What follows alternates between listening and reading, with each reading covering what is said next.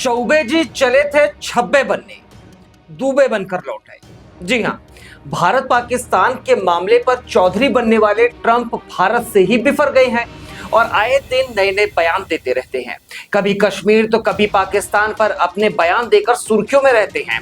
लेकिन पलटूराम ट्रंप भारत के खिलाफ अब खड़े हो गए हैं, क्योंकि वो ये पचा नहीं पा रहे हैं कि भारत के सुखोई और मिराज अमेरिका के हाईटेक विमान F-16, F-35 को मार कैसे गिरा रहे हैं। तो ट्रंप साहब की मजबूरी हो गई है कि भारत से बदला लें, और किस तरीके से लें वो उनके ऊपर डिपेंड है। लेकिन बेफिक्रे और बड़बोले ट्रंप की मुश्किलें हूतियों ने बढ़ा दी है। वो कैसे, आइए आपको बताते हैं। एक तरफ डोनाल्ड ट्रंप देश देश घूमकर दुनिया भर में डिफेंस डील कर रहे हैं, अपने डिफेंस के सामानों को बेच रहे हैं, तो वहीं दूसरी तरफ एक मुस्लिम देश ने अमेरिका की एयरफोर्स को ही दहशत में डाल दिया है। दुनिया में अपनी एयरफोर्स की मजबूती का ढोल पीटने वाले डोनाल्ड ट्रंप के माथे पर यह रिपोर्ट शिकल ला देगी। यमन के हुती विद्रोहियों ने अमेरिका के F-16 और F-35 को लगभग डाउन ही कर दिया था। द वार जोन की रिपोर्ट के मुताबिक हुती विद्रोहियों के पास इंफ्रारेड गाइडेड R-73 और R-27 हवा से हवा में मार करने वाली मिसाइलों का पूरा भंडार है। इन्हें स्थानीय तौर पर यकीब-1 और यकीब-2 के नाम से जाना जाता है।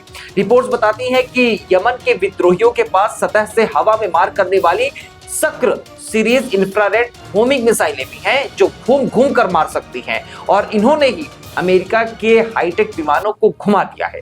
वहीं ऊंचे और तेज उड़ने वाले फाइटर जेट्स को निशाना बनाने में सक्र मिसाइलें इतनी तेज नहीं है, लेकिन यकीब-1 और यकीब-2 ने यह कमाल कर दिखाया है। हुतियों ने अमेरिका और दूसरे देशों के ड्रोन को सतह से हवा में निशाना बनाने के बाद इसका फुटेज भी जारी कर दिया है। दरअसल हुती विद्रोही इंफ्रारेड सेंसर का इस्तेमाल करते हैं, जो निष्क्रिय होते हैं। यही वजह है कि वे ऐसा कोई संकेत नहीं देते हैं जिससे पायलटों को खतरे का पता चल सके। ये स्टील्थ और नॉन स्टील्थ विमानों के लिए बड़ी चुनौती बनता है। रेडार गाइडेड सतह से हवा में मार करने वाली मिसाइल सिस्टम के साथ जब इंफ्रारेड सेंसर जोड़ दिया जाता है, तो इन्हें एंगेजमेंट सर्कल में भी बिना रेडिएशन के देर तक छिपे रहने में मदद मिल सकती है। इससे जो विमान निशाने पर होता है उसे रिएक्शन करने का समय नहीं मिलता है।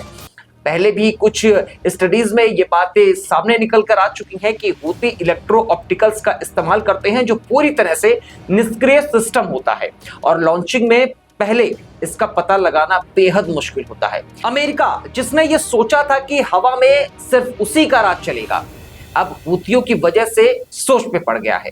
F-35 के पायलटों की हालत ऐसी है कि मानो हवा में उड़ते ही उनका कूल्हा तक खराब हो गया है। अब सवाल यह है कि क्या हुतियों की यह कामयाबी पूरे वर्ल्ड पावर बैलेंस को हिला देगी, या फिर अमेरिका अपनी ताकत वापस जीत पाएगा।